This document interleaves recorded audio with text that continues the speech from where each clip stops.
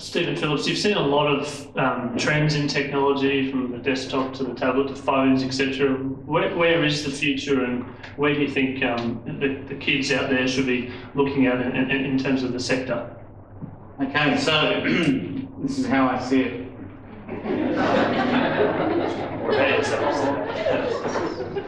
I've been programming for a long time. I come from gold mining town, and we love gold rushes, and tech is a gold rush.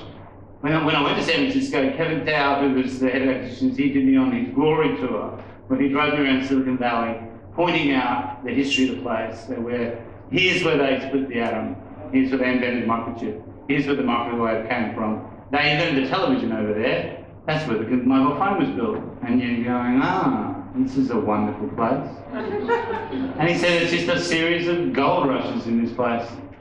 When I started programming, it was DOS and all that stuff. And then there was Windows, and I kind of caught that when that blew up. Everyone went from nerds, were the only people who had computers, to now everybody had one. And then the next revolution was the World Wide Web. Now we're going to connect them all together. This will be really cool. More and more people will be on this network and sharing stuff. Lots of new opportunity. That was the start of the .com1 boom, and on that side, when the gold rush was on, I was selling shovels. I was helping people build websites. And most people failed, but every now and then someone struck gold and had a huge win, and I always wanted to be one of those people. And then mobile came along, and it was all over again, and the industry blew up again, another gold rush. In those days, when a gold rush starts, it's a new thing, you've got to be early, and it's like the gun goes off. Everyone has no idea what happens next. No one has any idea. People think they do. No one does. And it's a race. Who can learn quickest? Who can experiment the quickest and find something that will stick? And there's a whole rush of new companies that emerge. Following mobile to social. Social came. Everyone went crazy. Twitter came. Facebook came. The new generation of companies came. And we were part of that generation. Behind Hunter was the idea that we could listen to everybody who was listening to music and predict what was going to be possible based on an aggregated view of everybody's music history. Social was, I joined the social wave, and I was one of the winners of that. And now the new wave is starting, and that's AI and automation. And you're starting to see the elements of that, where it's still at universities, and there's no development tools. But we're right at the start of it, and it's going to play out over the next 7 years. And right now, but no one has a clue what it's going to look like, how it's going to play ahead. I'll tell you a story about why it's important. Computers have been getting smaller, and they've been getting faster. And as they do, they're experiencing more of the world. Every time you take a photo, all that information, every time you take a video, it's all being centralized into one big data set. 3 things we need for AI. We need incredibly fast CPUs available to everyone. That's now available via the cloud. Amazon has unbelievable GPUs available to all developers who need it. It's essentially free. You need algorithms, and there's been a whole bunch of breakthroughs in the last 3 years. But for the first time, computers have gone from, I've had 30 years programming, and now I don't program computers, I teach them, which is a very fundamental difference about what I do. The algorithms they develop, they're not complicated, they're ingenious, and I'll explain why. The largest AI project in the world is DeepMind at Google, and they've committed $10 billion. They've got 250 of the world's best AI engineers in a room in London. They're competing with Tesla, with Facebook, with every car company in the world, and anyone who wants to be part of the next generation. And they're going in, they went to CMU, it was one of the biggest AI companies, AI universities in the world, and they bought the department. 30 people Tesla bought in one transaction. QT, UQ, they've been gutted, University of Sydney, anyone who can move is now in the valley. And it started. This is how it starts, people. This is how it starts. So, as a business person, you look at it and think, it's time to place your bets. And I'm placing my bets in this space. The big moment for us was the aha moment for me was the DeepMind team in 2015. They thought the most difficult thing they could imagine, and that was we are going to beat the world champion Go player. And why that was interesting was chess had been beaten by the IBM team 10 years earlier. And they did it by developing the rules of chess based on heuristics, basically trying to predict moves ahead. Chess is a reductive game. The more the game goes on, the pieces are removed from the board, the number of possible options decreases, you can get a computer and train it to do this. Go is exactly the opposite. As the game goes on, the number of possible moves expands.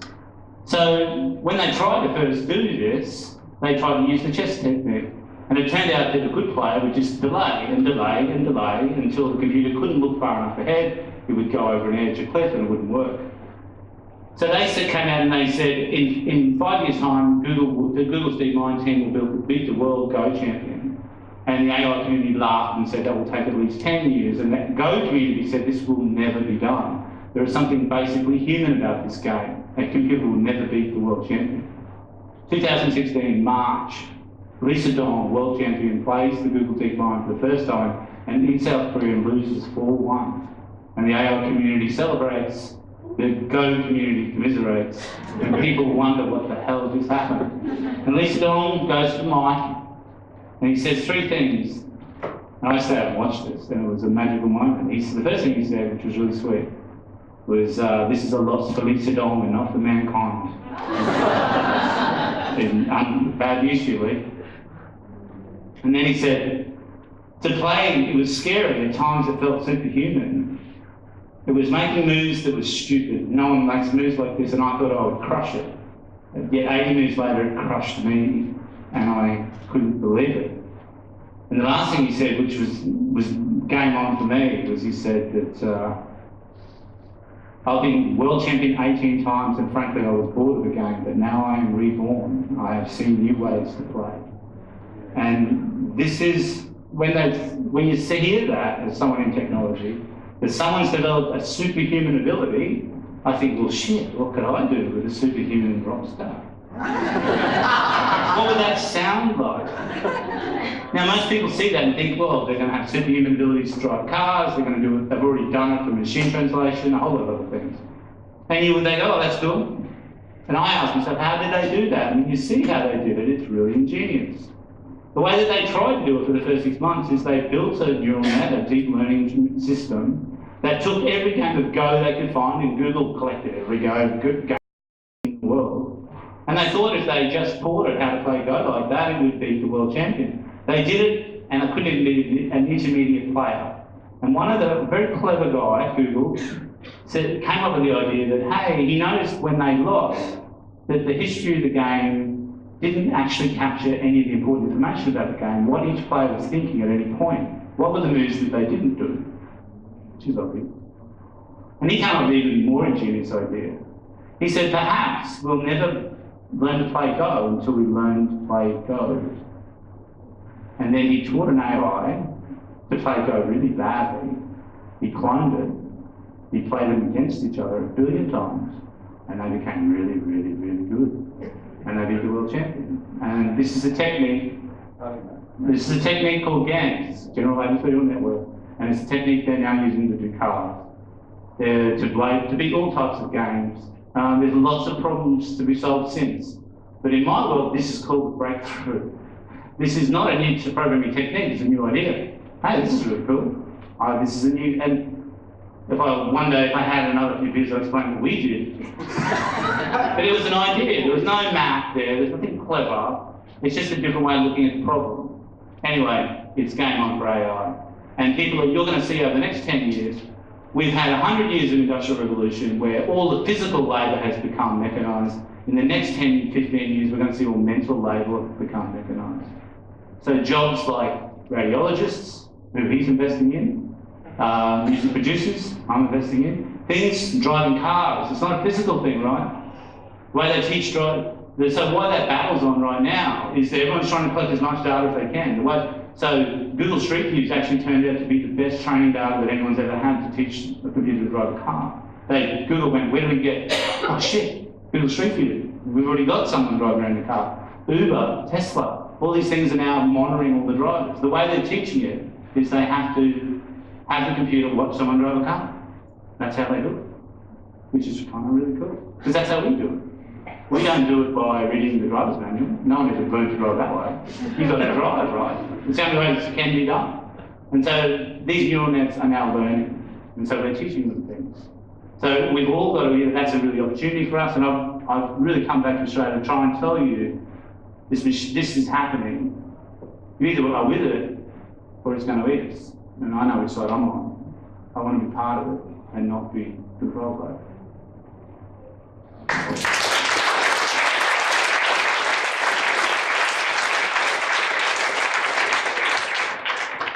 we've got plenty of time for Q&A, so I'm sure there might be some questions.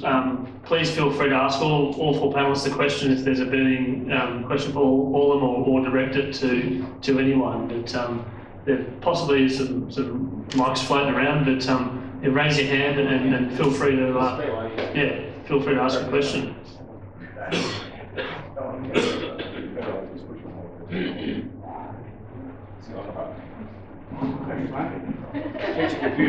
This is a question for Stephen. How many more beers will it take to hear the rest of that story? That one's that's in the vault. I'll tell you how I'm working. It was everyone thought. So the challenge was the insight that this guy in a pub told me was, "Hey, the music industry is going from downloads to streaming." I went, "Yeah, that's what's happening." And he said, "Do you understand what that means?" Tell me what that means. And he said, "At the moment, it's limited and now it's unlimited." And I said, "Yeah, I get that." And he goes, "Well, then when you can listen to," and this was the phrase that controlled my life for the next 5 years. When you can listen to whatever you want to listen to, when you can listen to anything that's ever been made, what do you listen to next becomes your problem. That now discovery on music is the big problem. And discovery is really hard. There's 16 million songs. Music is a subjective thing. How do I work out what song you need to listen to next? And then he explained that this subscription services, the biggest challenge was churn. If you pay $10 a month for this and you had a shit experience, you'll go to someone else. So this is the point of difference, the most valuable tech asset that's known. And I thought, oh, that's pretty cool. I can try and I'll work on that. And I did. So what we did is we came up with our angle into this was, there's 30,000 songs released every day. I'm going to try and predict what the best 50 songs are without anyone listening to them. So how do you do that? Everyone thought that's exactly what we did. They thought we went out, hired music geeks from Australia, they're really cheap. We'd get them to listen to all 30,000 songs, rate them. That's what they thought we did. We had 4 guys. Well, the way we did it, they thought that we had some magic algorithm that somehow knew how good music was, rated them from 1 to 30,000, and that was it. What we did was we realised that computers at the time could not understand audio signal. Part of what I'm working on now is now it can, and some of the breakthroughs that have happened in the last 2 years. But in those days, we don't understand. I can listen to a song, and I can tell that's jazz. There was no way for a computer to do that. There was nothing in a raw audio signal that told us about what it was. It was a black box. But what we were able to do was attach metadata to that. And we knew that there were people out there who were listening to all 30,000 songs. It wasn't one, it turned out to be 100,000 people. So all we did was we gathered everybody's opinion of what those 30,000 songs were, and we crunched them. And we created a chart based on that, and we shipped it. And it kind of worked. It was better than anyone else had ever done. And that was our first version. People liked it. But then we came up with an even better idea. We realised that all these 100,000 people who listen to these 30,000 songs, most of them have really shit taste. What we've got to do is rank these people by how good a taste they have. And we realised that we had a scoreboard. In 3 months' time, these songs are going to be on the charts. So we collected data for 3 months, and we ranked we collected data for the whole time we're in, but our algorithm, all it did was said, how good is this person at predicting what songs will be on the chart in 3 months? That gave them a score. That was a weighting average, and we re-ranked them all, and it worked. And it was fluid. Just like the music industry, people were coming in and out of it, some people had good taste, and we had this list of all the people who listen to music in the world and how good they were at listening to what was going to become popular.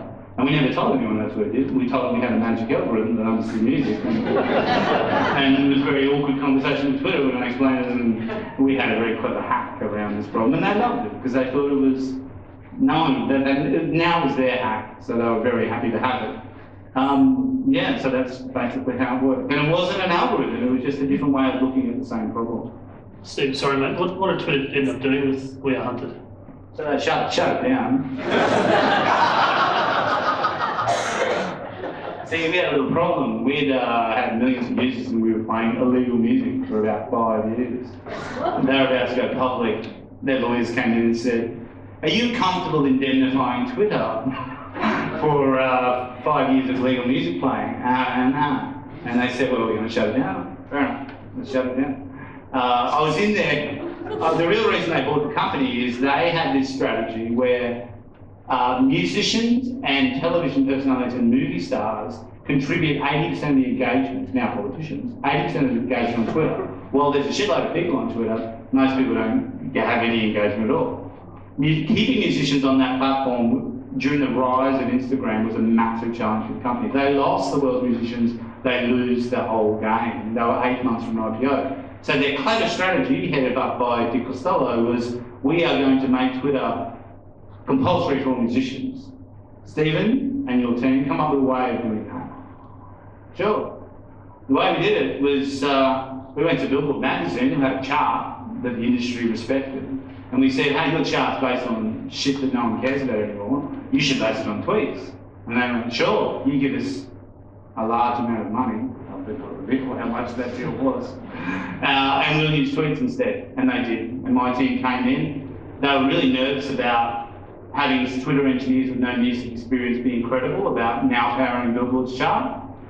They somehow believed 4 guys from Queensland were a better bet than 4 and so we did. So when we released it, 100 guys did it, it must be real. So people thought we were the people who did charting and stuff, therefore Billboard's chart was legit. And I suppose that works.